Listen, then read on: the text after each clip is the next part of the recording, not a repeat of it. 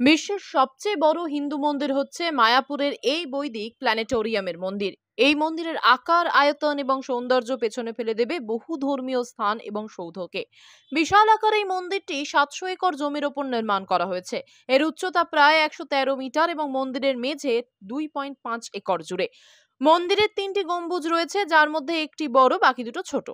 400 কোটির বেশি অর্থ খরচ করে নির্মাণ করা হয়েছে এই মন্দিরের প্রতিটি তলা, এবং একসঙ্গে 10,000 মানুষ শ্রীকৃষ্ণের কাছে প্রার্থনা করতে পারবেন এখানে। ফুটবল মাঠের চেয়েও বড় মন্দিরের প্রতিটি তলা।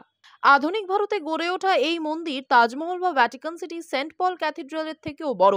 400 একর জমির ওপর তৈরি আঙ্কর ভাটের মন্দিরেরকেও হার মানাবে এই নির্মাণ। ভিয়েতনাম দেশ থেকে আনা নীল বলিভিয়ান পাথর দিয়ে তৈরি করা হয়েছে এই মন্দিরের গম্বুজগুলি। মন্দিরের গম্বুজ থেকে 20 মিটার দূরে বৈদিক ঝাড়বাতি লাগানো হয়েছে। প্ল্যানেটোরিয়ামের ভেতরে রয়েছে সৌরজগৎ এবং তার গ্রহের ব্যাপারে বর্ণিত এক বিশাল আকার ঘূর্ণায়মান মডেল, যা ভগবত পুরাণ মতে তৈরি। একই সঙ্গে থাকবে মানুষের কাছে দৃশ্যমান পৃথিবীর সঙ্গে কিভাবে সৌরজগতের গতি জড়িত তার ব্যাখ্যা।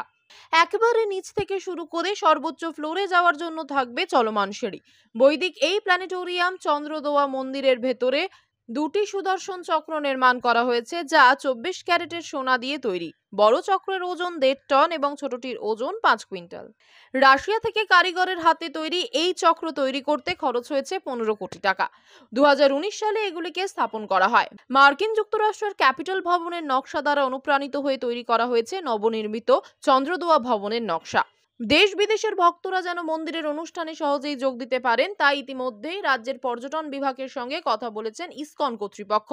1976 সালে ইসকনের প্রতিষ্ঠাতা শ্রী প্রভুপদ প্রথম স্বপ্ন দেখেছিলেন একটি বৈদিক প্ল্যানেটোরিয়াম তৈরি করার।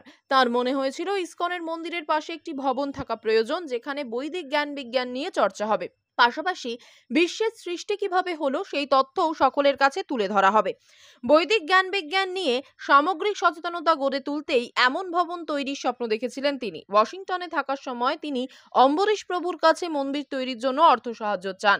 শ্রী প্রভুপাদের সেই স্বপ্ন পূরণ করলেন অ্যালফ্রেড ফোর্ড তথা অম্বরীশ দাস। বিখ্যাত ফোর্ড মোটর কোম্পানির মালিকানা আগামী দিনে তার হাতেই আসতে চলেছে। জানা গেছে এই মন্দির প্রতিষ্ঠাতার প্রধান উদ্যোক্তা তিনি। 1975 সালে তিনি ইসকনে যোগ দেন। তার নতুন নাম হয় অম্বরীশ দাস। এই মন্দির তৈরির জন্যই তিনি $30 মিলিয়ন অর্থ সাহায্য করেছেন বলেই জানা গিয়েছে। যতদূর জানা যায়, নৈহাটির বাঙালি মেয়ে শর্মিলা ভট্টাচার্য অ্যালফ্রেড ফোর্ডের স্ত্রীও ইসকনেরই ভক্ত। 2010 সালের 14 ফেব্রুয়ারি থেকে এই ভবনের কাজ শুরু হয়।